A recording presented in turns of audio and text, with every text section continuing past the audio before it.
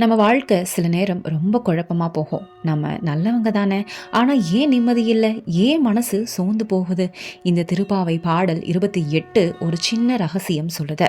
நம்ம வாழ்க்கை எப்படி போகுதுன்றது நாம் யாரோடு சேர்ந்து நடக்கிறோம்னு பொறுத்துதான். இப்போ அந்த ரகசியத்தை இந்த பாடல் திருப்பாவை 28 மூலமாக மெதுவா தெரிஞ்சுக்கலாம். ஒவ்வொரு வரியோட ஆழமான விளக்கத்தை அறிஞ்சுக்கலாம். வெல்கம் டு கந்தரிகம் சேனல். நம்ம வாழ்க்கையில எதுக்காக ஒருத்தருக்கொருத்தர் சேர்ந்து நடக்கணும்?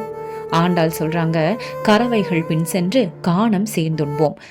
பறவைகள் தனியா போகாம எல்லாம் சேர்ந்து பறக்கிற மாதிரி நாமும் நல்ல வழியில சேர்ந்து நடக்கணும். தனித்தனியா போனா வழி தப்போம், ஒன்றாயிருந்தா பாதுகாப்பா இருக்கும். ஆன்மீக விளக்கமா நம்ம என்ன புரிஞ்சுக்கலாம்னா, நல்லவர்களோடு கடவுளோடு சேர்ந்து நடக்கிற வாழ்க்கை தான் மனசுக்கு அமைதியை தரும்னு சொல்றாங்க.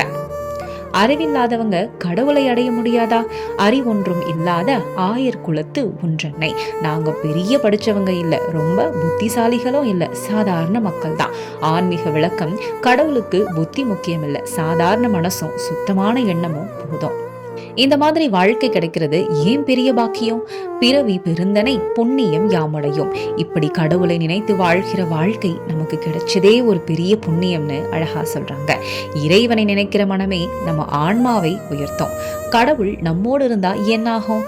குறைவொன்றும் இல்லாத கோவிந்தா உன் தன்னோடு, நீ எப்போதும் முழுமையானவன், நீ எங்களோடு இருந்தா எங்களுக்கு எதுவுமே குறையா இருக்காது. இறைவன் அருகில் இருந்தால் வாழ்க்கைக்கு பாதுகாப்பும் நிம்மதியும் கிடைக்கும். கடவுளோடு உள்ள உறவை யாராவது உடைக்க முடியுமா? உறவேல் நமக்கிங்கு ஒழிக்க ஒழியாது. நமக்கும் கடவுளுக்கும் உள்ள தொடர்பை யாராலும் பிரிக்க முடியாதுன்னு சொல்றாங்க. அந்த ஆன்மீக உறவு எப்போதும் நம்மோடு இருக்கும். அறிவு இல்லாமலும் கடவுளை அடைய முடியுமா? அறியாத பிள்ளைகளும் அன்பினால் உந்தன்னை. நாங்க குழந்தை மாதிரி, ரொம்ப விஷயம் தெரியாது, ஆனா உன் மேல ரொம்ப அன்பு இருக்கு. அந்த சுத்தமான அன்பு தான் கடவுளை நமக்கு அருகில் கொண்டு வரும். நம்ம தவறுகளுக்காக கடவுள் கோபப்படுவாரா? சிறு பேர் அழைத்தனவும் சீறி எருளாதே. நாங்க சின்ன சின்ன தவறோட உன்னை அழைக்கிறோம், அதுக்காக கோபப்படாதே. கடவுள் நம்ம தவறுகளை விட நம்ம அன்பையே அதிகம் பார்க்கிறார். அப்படின்னா நம்ம வாழ்க்கையை யார் நடத்தணும்? இறைவா நீ தாராய் பறையேலோர் எம்பாவாய். எங்க வாழ்க்கைய நீயே நடத்தணும், நீதான் எங்களுக்கு எல்லாம். நம்ம வாழ்க்கையை கடவுளிடம் ஒப்படைப்பதுதான் உண்மையான பக்தின்னு இந்த பாடல் மூலமா நமக்கு சொல்றாங்க. இந்த திருப்பாவை பாடல் நமக்கு ஒரு அழகான விஷயம் சொல்லுது. நம்ம பெரியவங்க ஆகணும், அறிவாளி ஆகணும், பிழையில்லாதவங்க ஆகணும் அப்படின்னு கடவுள் எதிர்பார்க்கல. அவன் எதிர்பார்க்கறது நம்ம மனசுல இருக்கிற சின்ன சுத்தமான அன்புதான்.